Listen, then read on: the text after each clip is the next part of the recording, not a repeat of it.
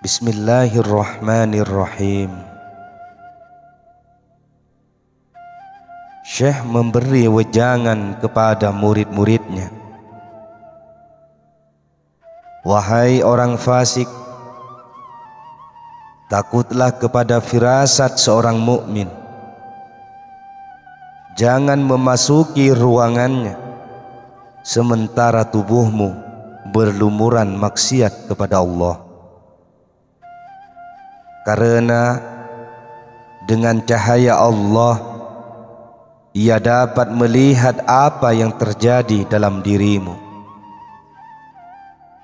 Ia dapat melihat kemusyrikanmu dan kemunafikanmu. Ia dapat melihat amaliyahmu yang tersembunyi di balik baju yang engkau kenakan. Ia dapat melihat cacat dan borok batinmu.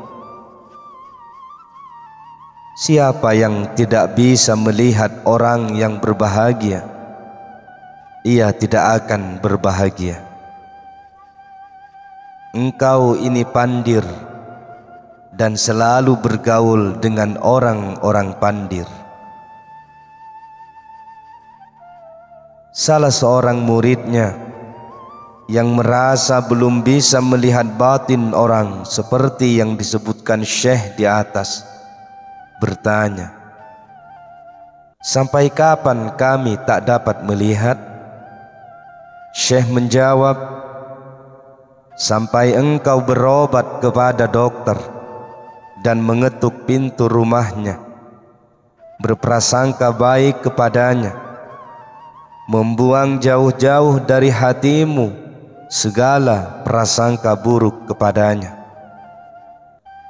Ambil anak-anakmu dan berobatlah kepadanya. Bersabarlah mengikuti terapinya dan konsumsilah obat pahit yang diberikan kepadamu. Saat itu matamu akan terbebaskan dari kebutaan. Tunduk dan rendah hatilah kepada Allah. Sampaikan segala keperluanmu kepadanya. Jangan menganggap amal baik telah kau lakukan. Berpikirlah bahwa amal baikmu dapat terwujud karena karunia Allah. Anggap dirimu tidak berdaya untuk berbuat amal baik apapun. Tutuplah pintu makhluk rapat-rapat dan bukalah lebar-lebar pintu antara engkau dengan Allah. Akuilah semua perbuatan burukmu di hadapan Allah. Mohon ampun kepadanya atas semua kesalahan dan kekurangan amalmu. Yakinlah bahwa tak ada yang dapat memberi mudarat, tak ada yang dapat memberi manfaat, tak ada yang dapat memberi, tak ada yang dapat mencegah kecuali Allah. Saat itu kebutaan mata hatimu akan sirna, mata batinmu akan berfungsi dengan baik. Seorang murid bertanya kepada Syekh Abdul Qadir Al-Jailani, "Saya ingin membuang jauh-jauh penyakit cinta berlebih kepada dunia dari hati saya, tetapi bagaimana caranya?" Syekh Abdul Qadir menjawab, "Lihatlah bagaimana dunia menjungkir balikkan para budak dan pencinta dunia. Lihatlah bagaimana dunia memperdaya mereka, melalaikan mereka dari Allah, membuat mereka menderita kala tidak memperolehnya. Kemudian dunia mengangkat mereka dari satu derajat ke derajat lain sehingga ia menempatkan kedudukan mereka melebihi kedudukan manusia lain dan menjadikan mereka memperbudak manusia lain. Dunia makin mempertontonkan keelokan dan pesona dirinya. Nah, ketika mereka merasa senang dengan kedudukan tinggi mereka, merasa gembira karena dapat menikmati kesenangan hidup dan pelayanan dunia kepada mereka, tiba-tiba dunia mengekang dan mengendalikan mereka, memperdaya mereka. Ia banting mereka dari ketinggian sehingga mereka dipatahkan, dicabik-cabik dan dibinasakan.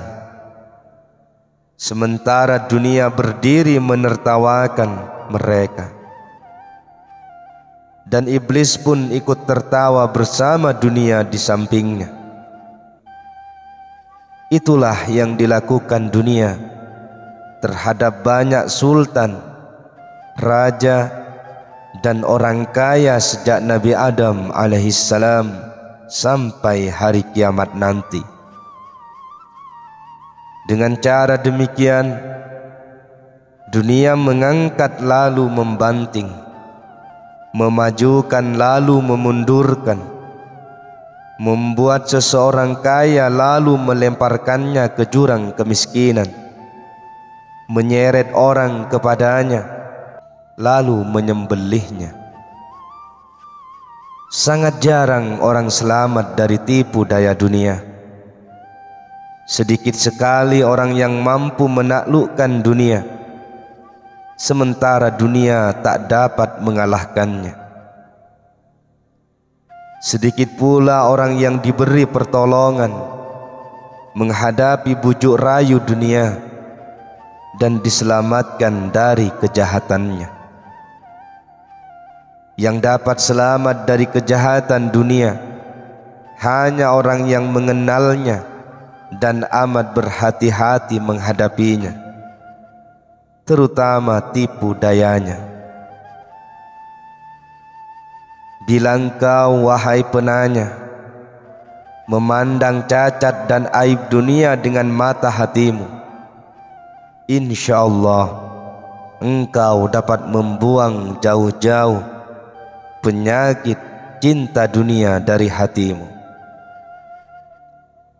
Bila engkau melihat aib dan cacat dunia dengan mata kepalamu, engkau malah akan lebih banyak disibukkan oleh perhiasan dunia, sehingga engkau tak dapat melihat aibnya, tak dapat mengeluarkan cinta dunia dari hatimu, dan tak dapat pula hidup zuhud di dunia. Dunia bahkan akan membunuhmu, sebagaimana ia telah membunuh orang-orang selainmu. Berjuanglah untuk menenangkan jiwamu, sebab kalau jiwamu tenang, maka engkau akan dapat melihat aib dunia dan engkau dapat hidup zuhud di dunia. Ketenangan jiwa hanya dicapai dengan kebeningan hati dan sir. Jiwa akan tunduk dan patuh pada perintah hati yang bening dan sir yang bersih, dan ia tak akan melanggar larangan keduanya. Jiwa akan merasa qanaah atau cukup puas dengan pemberian hati dan sir yang jernih, dan bersabar bila keduanya tidak memberi apapun.